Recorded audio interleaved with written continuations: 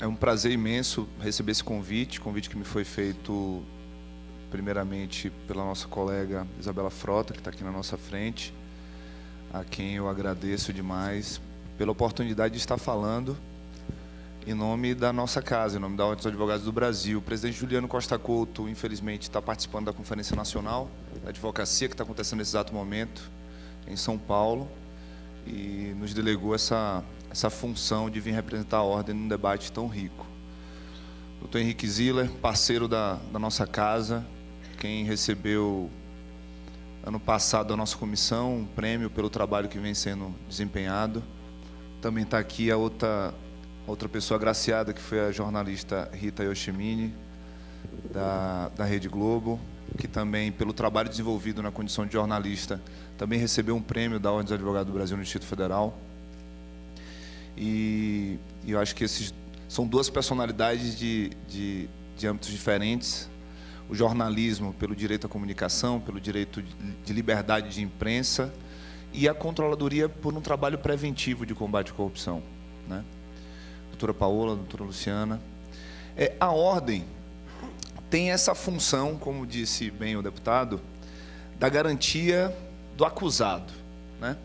E aí, muitas vezes, parece uma contradição. Como a casa que tem a obrigação de fazer a garantia da pessoa acusada de um ato de corrupção, né? Porque o advogado vai fazer a defesa, muitas vezes, de políticos acusados de corrupção, seja aqui da Câmara Legislativa, seja do Congresso Nacional, seja de prefeituras. Há alguma contradição entre uma coisa e outra? Eu diria que não. Não pelo seguinte aspecto. Primeiro que essa crise institucionalizada que nós vivemos hoje, na verdade, ela reproduz um conjunto histórico do nosso país que ainda não conseguiu a formação de uma unidade em termos de nação. Nós temos cidadãos de primeira classe, cidadãos de segunda classe, cidadãos que podem morrer, cidadãos que não podem morrer. Se um cidadão de Águas Claras, aqui do Plano Piloto, é assassinado, tem uma repercussão midiática muito grande num país em que 61 mil pessoas morreram só no ano de 2016. Então, a questão da corrupção, ela está atrelada também ao modelo de Estado que nós temos, o modelo de administração pública que nós temos, em que muitas pessoas veem o poder público como apenas mais uma oportunidade de aumentar o seu lucro. Aumentar o seu lucro significa a privatização ilegal do dinheiro que é público. Eu gosto de classificar a corrupção como a privatização ilegal de um dinheiro que deveria ser destinado a algo que é público. E aí, ao mesmo tempo que a gente faz a defesa das garantias fundamentais, porque nós sabemos que em todas as sociedades que abriram mão das liberdades civis, dos direitos civis, resultaram em coisas muito piores. Então, nós compreendemos que a saída dessa crise, ela virá da lei, não de fora da lei. A saída da crise virá por dentro da Constituição, por dentro do nosso ordenamento jurídico. E aí nós entendemos que nenhum tipo de combate à corrupção pode cair no punitivismo exacerbado e ilegal. Como, por exemplo, nós vivenciamos episódios da Operação Lava Jato, que eu costumo dizer que a Operação Lava Jato não é um problema, mas muitas vezes ela contém problemas, a exemplo de um grampo ilegal ordenado por um magistrado no escritório de advocacia, que é uma medida considerada como crime pela própria lei de interceptação telefônica. Mas ninguém gostaria de olhar o passado e dizer que nós não queremos saber tudo aquilo que nós estamos sabendo através da Lava Jato. Imaginar que o setor de construção civil era um dos grandes responsáveis por atos de corrupção no Brasil, todos nós imaginávamos. Imaginar que uma das maiores construtoras brasileiras tinha um setor de operações estruturadas, em que pessoas acordavam pela manhã e iam para o seu trabalho para fazer contabilização de propina, era algo que nem o pior dos pessimistas poderia ter ideia. A Operação Lava Jato, e eu vou tratar desse assunto apenas de forma superficial, na Ordem nós fazemos um bom debate acerca do assunto, nós não entendemos que a Lava Jato é de fato o grande causador do atual estágio de combate à corrupção, mas sim todo o conjunto da legislação brasileira, principalmente com novas leis que foram aprovadas que garantem a existência da Lava Jato e de outras operações, seja no âmbito do Distrito Federal, seja no âmbito nacional. Eu vou citar algumas aqui apenas para a gente refletir, porque é uma ideia batida diariamente que no Brasil faltam leis de combate à corrupção. Desde a década de 50 para cá, lei de crimes de responsabilidade, lei da ação civil pública, lei da ação popular, lei dos crimes de colarinho branco relacionados ao sistema financeiro, os estatutos dos servidores públicos. Por exemplo, nós temos a Lei 8.112, a Lei 840, aqui em âmbito do Distrito Federal, que são leis que trazem também diversos ilícitos administrativos cometidos por servidores públicos. É também uma lei de combate à corrupção. Lei de responsabilidade fiscal, lei de licitações, que estabelece uma série de crimes relacionados à licitação pública. Nós temos a lei de transparência, a lei de acesso às informações, temos toda uma legislação eleitoral. Nós temos, mais recentemente agora, a lei anticorrupção, a lei 12.846, nós temos a lei de improbidade, nós temos a lei de conflitos na administração pública federal, nós temos a lei 12.850, que é a lei que combate as organizações criminosas, que trouxe o Instituto da Delação Premiada, tão famoso, que todo mundo aqui tem ideia do que seja. Então, nós temos o Código Penal, a partir do artigo 312 para frente, você tem uma série de crimes que podem ser cometidos, direto ou indiretamente, contra a administração pública. Por que eu trouxe essas leis aqui? É para dizer, hoje, se um determinado ilícito é cometido contra o dinheiro público, contra a administração pública, provavelmente ele não vai poder ser protegido por um vácuo normativo.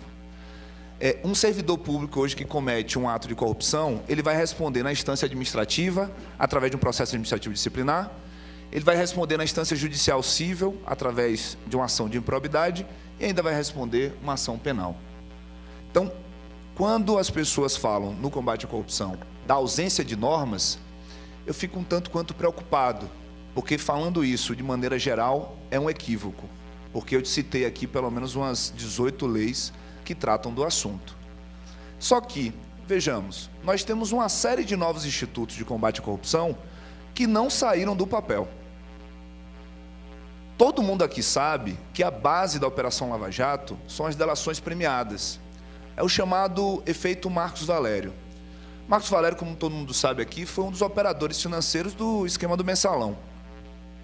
Marcos Valério não falou nada e foi condenado com as maiores penas da ação penal 670, acho que é esse o nome.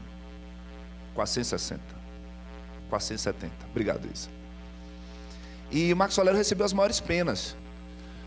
Quando os procuradores da Operação Lava Jato chegaram até os primeiros operadores financeiros, perguntaram a eles: vocês querem fazer o papel de Marcos Valério e receberem as maiores penas, ou vocês querem fazer a delação premiada? Então, o efeito Marcos Valério, somado ao Instituto da Delação Premiada na Lei 12.850, é de fato um dos principais causadores daquilo que a gente tem hoje na Operação Lava Jato. A delação premiada das pessoas jurídicas é o acordo de leniência. A corrupção sempre foi tratada como um problema dos políticos, quando na verdade nós temos o problema dos corruptos e dos corruptores. A iniciativa privada brasileira, se valendo dessa busca exacerbada pelo lucro, sempre se utilizou dos políticos como sendo um mecanismo de afastamento do princípio da igualdade nas licitações públicas. Então, você compra alguém, você compra um determinado político, você faz um favor, você está garantindo que a disputa concorrencial com a outra empresa não será feita nos mesmos parâmetros. E aí entra que um dos grandes problemas da corrupção não é apenas a retirada do dinheiro público, é também um problema do empresariado, é também um problema da iniciativa privada, porque você pode ser um grande empresário, um bom empresário, um empresário eficiente, e vai concorrer com outro empresário que não é tão eficiente quanto você, no aspecto da prestação do serviço, ou da venda de um bem público, mas ele tem um contato um pouco mais próximo com aquele político. E aí a Lei 12.846, ela traz pela primeira vez a responsabilidade punitiva de empresas. Agora, uma pessoa jurídica que cometeu um ato de corrupção, ela vai ser punida, ou seja, a empresa vai ser punida além dos seus diretores. Essa lei, ela diz, você empresário, a partir de agora, você tem a responsabilidade com a sua vida e também com o patrimônio da empresa. Então, pela primeira vez, nós temos, no âmbito do combate à corrupção, uma lei direcionada à empresa, à pessoa jurídica. E essa mesma lei, ela diz que a empresa que cometeu algum tipo de ato ilícito, ato lesivo à administração pública, poderá firmar um acordo de leniência. O acordo de leniência é a delação premiada da pessoa jurídica. Só que e eu me sinto à vontade por ser a única pessoa não na condição de agente público, o restante aqui são representantes do Estado nas mais diferentes vertentes, não essas pessoas que aqui estão, vamos falar em âmbito federal, Ministério Público Federal, a CGU, que é a Controladoria Geral da União, a AGU, o TCU, o CAD, todos esses órgãos em âmbito federal, eles estão numa briga para saber quem tem mais poder no combate à corrupção, fazendo com que um instituto que é tão importante na Lava Jato, a delação premiada, no âmbito da pessoa jurídica, hoje viva uma insegurança total. O Ministério Público, a Lei 12.846 diz, a empresa que cometeu um ato lesivo à administração poderá ter a sua punição publicada na imprensa oficial, poderá pagar uma multa de até 20% do seu faturamento bruto do ano anterior, poderá ser dissolvida ou suspensa, terá a perda de incentivos por parte da administração pública. Essas penas, parte delas é de competência da Controladoria, no caso da CGU, em âmbito federal, e outras penas seriam em âmbito judicial a partir de uma ação, seja da Advocacia Pública, seja do Ministério Público. Só que hoje, o Ministério Público Federal entende que é a única instituição que tem, de fato, a capacidade de fazer o bom combate à corrupção, afastando a Controladoria Geral e afastando a Advocacia Pública. Esse é um tema que eu diria que é um dos grandes problemas hoje do combate à corrupção. Uma briga institucional por poder fiscalizatório, o que faz com que um grande instituto que já está na lei não seja executado de fato. Para mim, esse é um dos grandes problemas que nós vivenciamos hoje. Antes de falarmos em novas leis, precisamos discutir institutos que já estão aprovados normativamente. Mas, paralelamente a isso, tem um ponto que carece de regulamentação normativa. E aí, vou parabenizar já de antemão o deputado Chico Leite, que é a questão do compliance. Vou explicar de forma bem rápida o que é o compliance. A Lei 12.846, essa lei anticorrupção das empresas, ela traz a responsabilidade objetiva da empresa. Então, independente da alta direção da empresa ficar sabendo que um funcionário seu comprou um determinado servidor público ou não, ainda que a alta direção não fique sabendo disso daí, a empresa vai ser punida, naquelas penas que eu falei anteriormente. Então, a lei traz uma coisa chamada Programa de Integridade, ou Sistema de Compliance. Quer dizer, você, empresário, também tem a função, a responsabilidade, junto comigo, Estado, de combater a corrupção. De que maneira? Fazendo um programa interno de combate à corrupção junto aos seus funcionários, aos seus colaboradores e a todos os parceiros que você firmar alguma espécie de negócio, de contrato. Então, o compliance é delegar também ao particular, à empresa, essa responsabilidade de combater a corrupção. Não deixar isso apenas nas mãos do Estado. Então, hoje, dizer que toda aquela empresa que vai, de alguma forma, licitar, contratar com a administração pública, precisa trazer no processo licitatório um programa interno de combate à corrupção, eu acho que é uma medida que vai ao encontro do princípio da moralidade, ao encontro das diretrizes do sistema licitatório brasileiro, que, de acordo com a própria Constituição e com o artigo 3º da Lei 8.666, vai fazer com que a administração, ao contratar com a empresa, tenha solidez e segurança de que aquela empresa vai manter a sua proposta técnica e econômica, porque se ela é pega no ato de corrupção, vai haver uma desestabilização da prestação do serviço e da solidez da empresa, vai fazer com que o princípio da igualdade na licitação seja de fato efetivado, porque uma empresa que faz ato de corrupção, ela vai ter uma vantagem em cima de uma outra empresa, então isso não é igualdade de condições, vai propiciar a isonomia no tratamento por parte do Estado, vai fazer aquilo que a Lei de Licitações diz, que uma das funções da licitação é promover o desenvolvimento nacional sustentável. E os estudiosos mais modernos sabem que sustentabilidade não está ligada exclusivamente à questão ambiental, está ligada a um papel de responsabilidade da boa governança, da boa administração. Então, nesse aspecto, um projeto de lei que diga a respeito ao estabelecimento de programa de integridade, de sistema de compliance, aquela empresa que queira licitar com a administração pública, é também mola propulsora de Desenvolvimento Nacional Sustentável. Parou, acabou. Chega da possibilidade de um empresário querer acreditar que não pela eficiência, que não pela boa concorrência, ele vai ganhar um processo licitatório. Nós precisamos não discutir tanto o nome de alguns políticos, e sim discutir as ferramentas, os instrumentos do nosso sistema de combate à corrupção.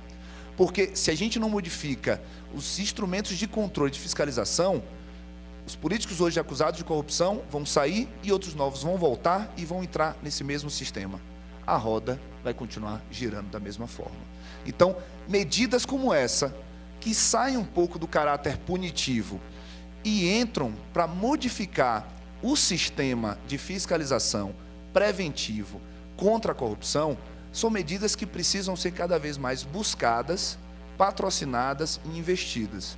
Então, eu digo que o senhor deputado, que não foi quem me convidou para estar aqui, quem me convidou foi a Isabela, então falo isso com toda tranquilidade, está de parabéns. Essa, para mim, é uma medida muito inteligente, muito eficiente, e acho que é um debate muito bom para a gente trazer para o Distrito Federal. Até porque eu compreendo que tanto a Controladoria, quanto o próprio governador, quanto essa casa, precisam, de fato, estabelecer medidas preventivas de combate à corrupção, não para inglês ver, mas para a população do Distrito Federal ter consciência que nós temos hoje também políticos, e todos vocês são políticos, todos nós somos, mas vocês, agentes políticos, estão fazendo também, trazendo elementos novos, trazendo ideias novas para implementar num combate à corrupção por dentro da nossa legislação, por dentro da nossa Constituição Federal. Então, agradeço essa fala inicial e vamos ao debate. Muito obrigado. Uma pergunta interessante, doutor Antônio Machado. Eu vou pedir permissão para dirigir ao senhor. Diz o seguinte: o ministro Age disse que na escala de controle, quem controla o judiciário deve ser a população. O senhor acha que existe mecanismo para que isso aconteça? Se a corrupção está permeando todos os poderes, qual o caminho? Dentro de uma análise crítica, eu diria que o Poder Judiciário é ainda o poder menos transparente. Não um tribunal específico, não uma corte específica, mas o Poder Judiciário como um todo, em termos administrativos, ainda carece de uma fiscalização um pouco mais próxima. Nós temos, por exemplo, no caso do deputado distrital, vocês são vigiados 24 horas, 7 dias por semana. Se você estiver fazendo alguma coisa errada, alguém vai saber. No caso dos juízes, dos magistrados, dos desembargadores, ainda existe uma proteção muito grande, né? Naquilo que a visão do direito um pouco mais crítico fala que é o poder mais próximo da monarquia. Nós ainda vivenciamos os palácios, né? Dentro do Poder Judiciário. A vestimenta, é tudo direcionado a afastar um pouco mais da proximidade do cidadão. Então, acho que a pergunta é muito pertinente, exatamente porque o Poder Judiciário, diferentemente do Poder Legislativo e do Poder Executivo, sofre uma proteção um pouco maior. Inclusive, a própria imprensa tem um pouco mais de dificuldade em lidar com problemas de corrupção dentro dos tribunais. Há uma dificuldade maior. E aqui não falando, em hipótese alguma, de nenhuma instituição especificamente, mas é algo também que atinge o próprio Ministério Público, né? O que acontece? Foi falado aqui, tanto pela doutora Paula como pela doutora Luciana, sobre o projeto das 10 medidas de combate à corrupção. Na verdade, não são 10 medidas, foram 21 anteprojetos de lei, cada um tratando de um tema diferente. Mas, por exemplo, se alguém chegasse aqui para vocês e dissesse assim: por favor, assine aqui, que é o projeto das 10 medidas de combate à corrupção. Se você não assina, você é a favor da corrupção. Para começar, há um constrangimento inicial. Segundo você vai assinar algo sem ler? Porque, infelizmente, boa parte das pessoas que assinaram não tinham conhecimento da profundidade do que estava colocado ali. E com o perdão da divergência, doutora Luciana, tinha alguns projetos de lei ali eminentemente inconstitucionais. Então, por exemplo, lá tinha uma coisa chamada teste de integridade. O teste de integridade era um projeto em que um servidor público que nunca cometeu um ato de corrupção estava sentado na sua repartição e um belo dia ia chegar um ator lá para ele e dizer assim: meu amigo, me forneça essa certidão falsa aqui por 50 mil reais. Ele ia dizer não. O ator ia voltar no dia seguinte, ia tentar de novo, até que uma semana depois o cara poderia cair em tentação e aceitar. Aquilo estaria sendo filmado, o servidor poderia responder um processo administrativo disciplinar até uma ação de improbidade. E o teste de integridade era uma medida extremamente controversa, mas estava dentro das 10 medidas de combate à corrupção e boa parte das pessoas aqui assinaram esse projeto. A doutora Luciana colocou aqui um grande problema dos habeas corpus brasileiros. Muito embora eu compreenda que num país que tem a terceira ou quarta, que o atual deputado ele queira apenas fazer uma reforma política para se proteger.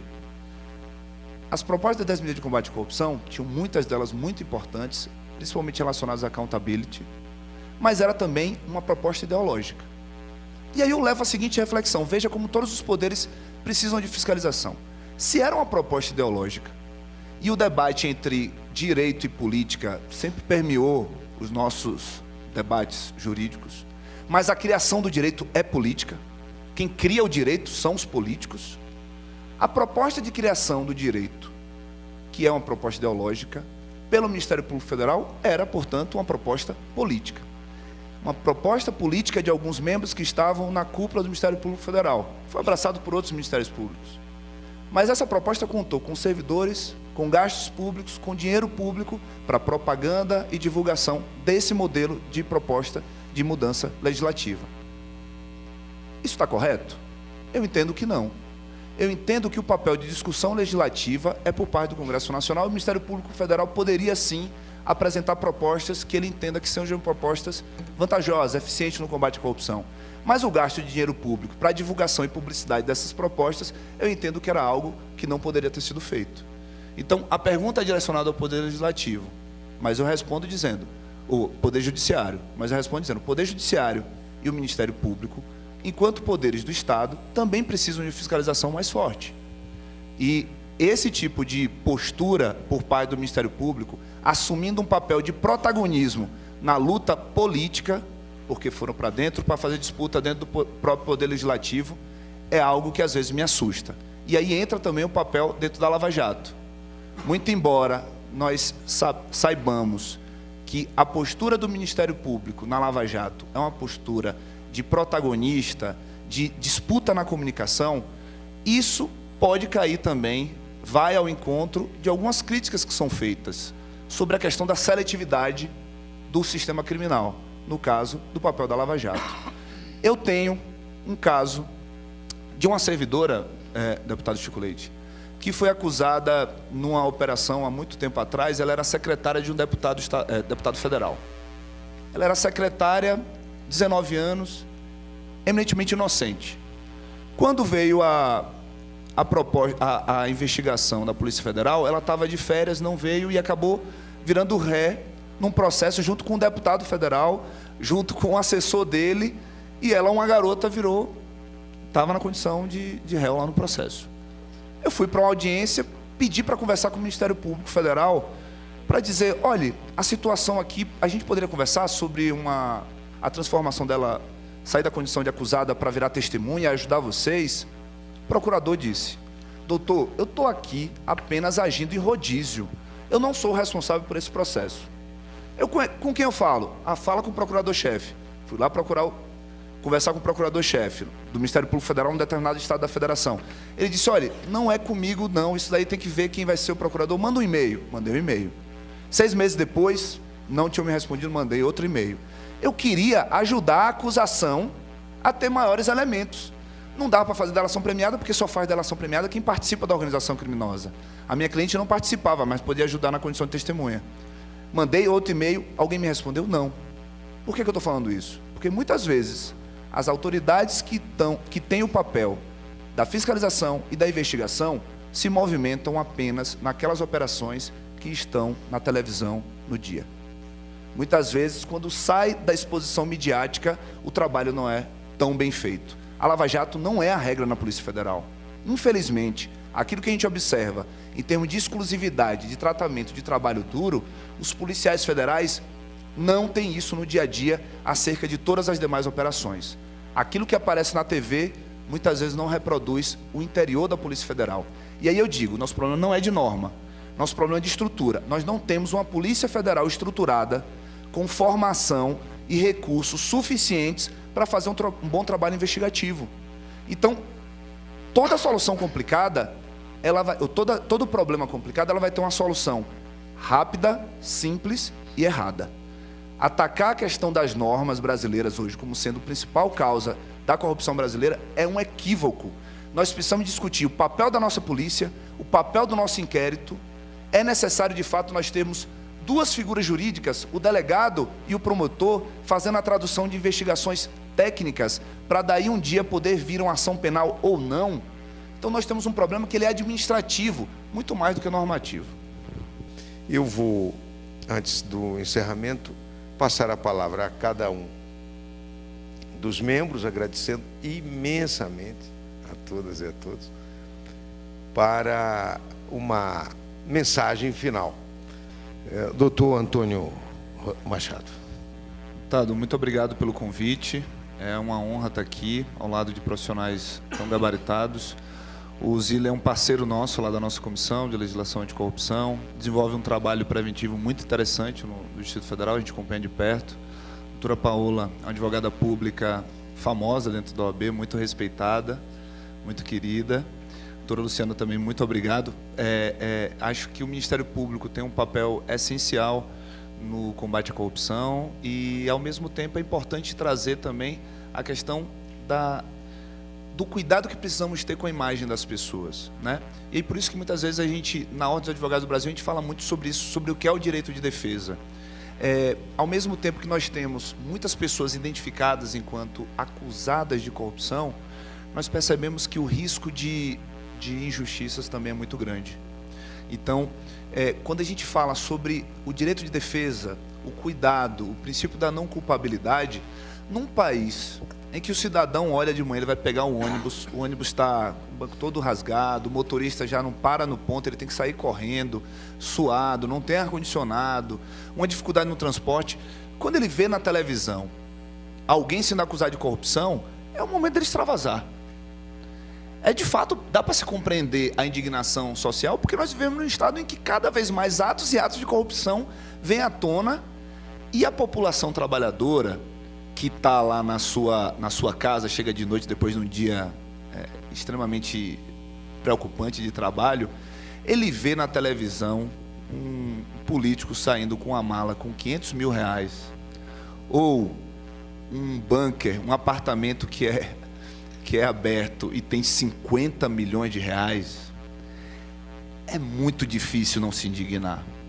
Só que nós, enquanto atores do sistema criminal, do sistema judicial brasileiro, nós precisamos compreender que, se uma pessoa pode ser condenada injustamente e ir presa sem ter cometido um ato de corrupção, o sistema constitucional de garantias fundamentais precisa funcionar para todos, para que esse erro não exista.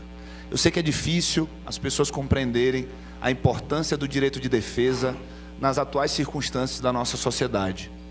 Mas eu diria que nosso sistema ele já é muito bruto com aqueles que não têm. Hoje, como a doutora Luciana colocou aqui, um percentual mínimo das pessoas que estão presas hoje são de crimes contra a administração pública.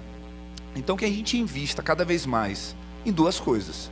Primeiro, em selecionar o sistema, a polícia, o Ministério Público, para investigar delitos de grande porte. Porque hoje, se um cidadão furtar uma bicicleta ali na rua, ele vai preso. Mas se um diretor de uma grande companhia de telefonia colocar 3 centavos em cada uma das contas telefônicas dos cidadãos, ele provavelmente não vai responder uma ação penal por parte do Ministério Público. Então, o nosso sistema criminal, ele é seletivo. A guerra às drogas hoje no Brasil movimenta polícia, Ministério Público, um aparato estatal absurda, apenas enxugando o gelo. Nós precisamos direcionar para os grandes delitos financeiros e para o crime contra a administração pública boa parte do efetivo policial, de inteligência, de capacidade, de estrutura econômica por parte do Estado. E isso sempre de olho nas garantias fundamentais estabelecidas na Constituição. Se uma pessoa puder ir presa sem ter cometido um crime, é porque toda a nossa sociedade vai estar falhando nesse exato instante. Esse é o papel da ordem, é de garantir o direito de defesa e estimular para que o Estado seja cada vez mais eficiente para punir quem tem que ser punido. Hoje, da forma que nós estamos direcionando nosso sistema criminal para o combate às drogas e apenas para os delitos pequenos contra o patrimônio das pessoas, a gente não está fazendo um combate inteligente e eficiente. Nós precisamos responsabilizar as pessoas que cometem homicídio e os grandes crimes econômicos do nosso país. Então, ter uma seletividade mais inteligente é tarefa de um país cada vez mais carente de recursos econômicos. Então, falar sobre dinheiro é falar sobre aquele objetivo que nós queremos alcançar. Se é crimes contra a administração pública, que nós movimentemos a máquina do Estado para uma atitude mais eficiente do ponto de vista administrativo, porque, repito, ficar discutindo apenas normas e leis é apontar solução rápida, fácil e equivocada para um problema que é extremamente complexo. Muito obrigado a todos.